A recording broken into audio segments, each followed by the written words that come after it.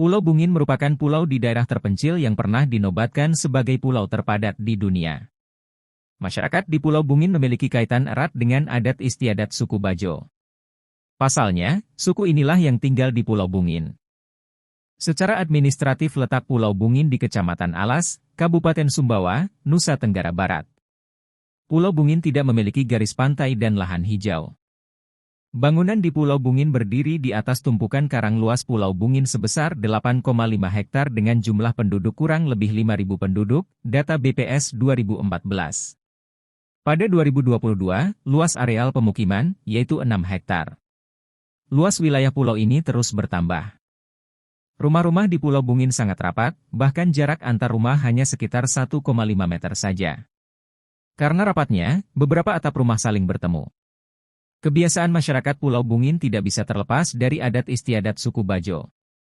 Pasalnya, suku Bajo adalah penduduk yang bermukim di Pulau Bungin. Masyarakat Bajo di Pulau Bungin merupakan masyarakat laut yang berasal dari Sulawesi Selatan. Mereka telah bermigrasi sejak ratusan tahun yang lalu, hingga akhirnya menetap di kawasan pantai Pulau Sumbawa.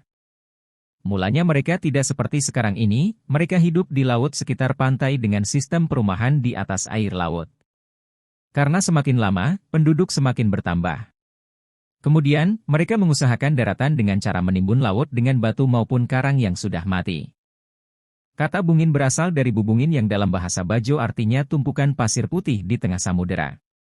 Bahasa sehari-hari penduduk Pulau Bungin adalah bahasa Bajo, bukan bahasa asli dari daerah Sumbawa.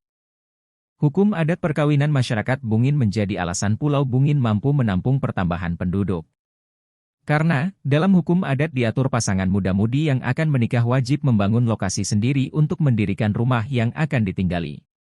Untuk membuat rumah, pasangan tersebut itu harus mengumpulkan batu karang yang akan ditumpuk pada sisi luar pulau yang telah ditentukan.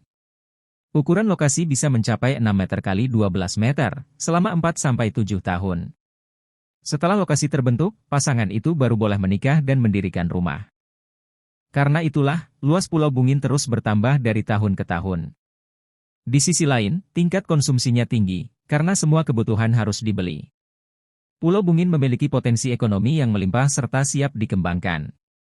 Dari penelitian para ahli, sekitar perairan Bungin sangat potensi menghasilkan indukan tiram mutiara terbaik di dunia. Di sisi lain, banyak wisatawan domestik dan mancanegara yang tertarik melihat keelokan dan keunikan Pulau Bungin dari dekat. Termasuk fenomena kambing makan kertas. Fenomena kambing makan kertas atau sampah karena Pulau Bungin yang terdiri dari terumbu karang tidak memungkinkan ditumbuhi tumput serta dedaunan. 40 tahun penantian, warga desa Pulau Bungin NTB akhirnya dapat air bersih. Selama puluhan tahun, masyarakat di desa Pulau Bungin kesulitan mengakses air bersih. Desa dengan luas kurang lebih dari 8,5 hektar yang dihuni 1.035 kakak dan 3.800 jiwa ini terkenal dengan sebutan pulau terpadat di dunia. Mayoritas warga desa di wilayah pesisir ini berprofesi sebagai nelayan. Selama sekitar 40 tahun, warga desa Bungin sempat kesulitan mengakses air bersih, apalagi mencapai praktik sanitasi yang sehat dan aman. Saat tidak ada air bersih mengalir di Bungin, saya ambil di sumur air tawar yang terletak di Selat Alas, kata Salmiati ibu berusia 39 tahun kepada Kompas. Rabu, 12 April 2023. Menurut Salmiati, perjalanan ke sumur itu bisa ditempuh selama 15 menit menggunakan sampan atau perahu motor. Saya mandi dan cuci baju di sumur itu. Saya juga isi air ke jerigen untuk kebutuhan di rumah, sebut Salmiati. Keadaan diperparah ketika terjadi cuaca ekstrim dan banjir bandang yang semakin tinggi frekuensinya akibat krisis iklim. Masyarakat harus merogoh kocek yang cukup dalam untuk mendapatkan air bersih di desa. Sulitnya akses air bersih dan fasilitas sanitasi ini juga berdampak signifikan terhadap kehidupan masyarakat. Terutama, bagi anak perempuan dan kelompok rentan. Bagi perempuan dan anak perempuan, air bersih merupakan persoalan personal. Peran pemenuhan kebutuhan domestik yang dibebankan kepada perempuan menuntut mereka mencari sumber air bersih bagi keluarganya. Menempuh jarak yang jauh dan memikul beban yang berat, menempatkan perempuan ikut dalam posisi rentan untuk keamanan dan keselamatannya. Ada kalanya mereka harus membeli air dari wilayah lain, karena air tanah di Bungin payau dan tidak bisa dikonsumsi. Saya sering terlambat ke sekolah karena tempat mandi jauh.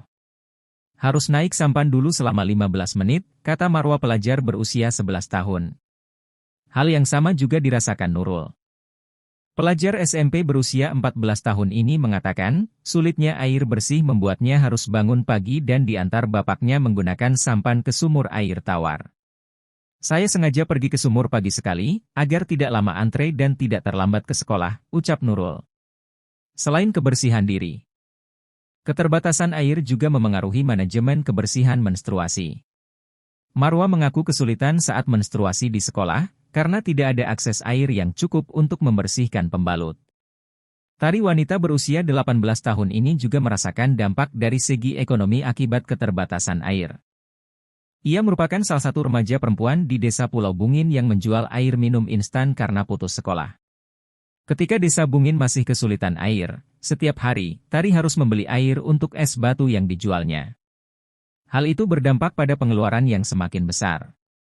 Ia dan keluarganya harus mengeluarkan Rp225.000 untuk kebutuhan air bersih per bulan. Dulu, kami mesti ambil air pakai jerigen lalu ditampung untuk membuat es batu untuk proses pengawet ikan. Proses ini membutuhkan waktu yang lama, kata Tari. Kepala Desa Pulau Bungin, Jailani, membenarkan bahwa Bungin sempat kesulitan air bersih selama kurang lebih 40 tahun. Imbasnya, warga harus mengeluarkan uang yang cukup besar demi mendapatkan air. Dulu ada masuk air PDAM, tetapi mendekati bayar baru nyala, ungkap Jailani, Rabu, 12 April 2023.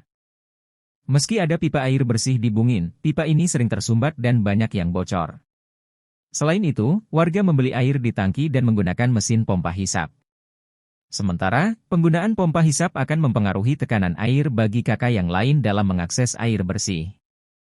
Titik terang akhirnya mulai terlihat pada 2020. Sejak 2020 hingga akhir 2021, Yayasan Plan International Indonesia, Plan Indonesia, sebuah lembaga sosial masyarakat yang bergerak di bidang pemenuhan hak anak dan kesetaraan bagi anak perempuan, mengawal advokasi pengadaan akses air bersih di Bungin melalui program Water for Women. Upaya ini juga meliputi daerah sekitar Bungin, seperti Gontar Baru, Usar Mapin, dan Labuan Mapin. Menurut Novika Noerdianti, Water for Women Project Manager Plan Indonesia, Desa Pulau Bungin menjadi prioritas utama karena kondisinya yang sudah puluhan tahun mengalami kesulitan air bersih. Pembangunannya membutuhkan anggaran besar dan kolaborasi berbagai pihak, ujarnya. Selain itu, Novika menambahkan, pembangunan pipanisasi Pulau Bungin berdampak pada desa tetangga, Desa Gontar Baru. Kedua desa ini memiliki satu jalur pipa yang sama melalui sumber air dari PDAM. Sehingga, melakukan pembangunan air bersih di Pulau Bungin juga akan berdampak pada kemudahan akses desa lain, ungkap Novika. Setelah melalui serangkaian proses, PDAM, pemerintah kecamatan, pemerintah desa, dan Plan Indonesia bekerja sama memformulasikan pemenuhan akses air bersih di Desa Pulau Bungin. Pada 2020, PDAM mendukung pembuatan pipa jaringan wilayah. Sementara Plan Indonesia melakukan pengadaan mesin air berdasarkan rekomendasi PDAM dan beberapa pipa distribusi. Sementara, masyarakat Bungin memberikan dana untuk pengadaan pipa dan aksesoris mesin. Mereka berhasil mengumpulkan dana sejumlah Rp20 juta secara swadaya untuk mengadakan pipa-pipa air bersih yang disambungkan ke rumah warga. Hal ini menunjukkan betapa akses terhadap air bersih sangat dinantikan oleh masyarakat setempat. Saya sumbang dana saat pengadaan dan permajaan akses air bersih secara sukarela. Semoga air bersih bisa lebih dekat agar kami tidak kesulitan lagi, kata Jenny wanita berusia 28 tahun Rabu, 12 April 2023. Akhirnya, pada 2021, air bersih mengalir lancar di Bungin. Kami sudah merdeka air bersih dari ujung ke ujung. Alhamdulillah setelah puluhan tahun berjuang, kami akhirnya merdeka air bersih, kata Jailani. Jailani menyampaikan. Ia memiliki mimpi yang lebih besar untuk Bungin.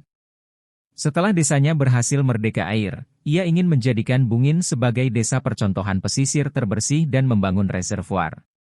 Ia juga berharap agar Bungin dapat mencapai pilar-pilar sanitasi total berbasis masyarakat, STBM, selanjutnya. STBIM adalah konsep yang digagas oleh pemerintah untuk memastikan masyarakat dapat melakukan praktik sanitasi yang sehat dan aman. Dengan menerapkan STBIM, diharapkan Bungin memiliki akses terhadap jamban yang sehat, pengelolaan limbah cair rumah tangga, hingga akses terhadap pengelolaan sampah.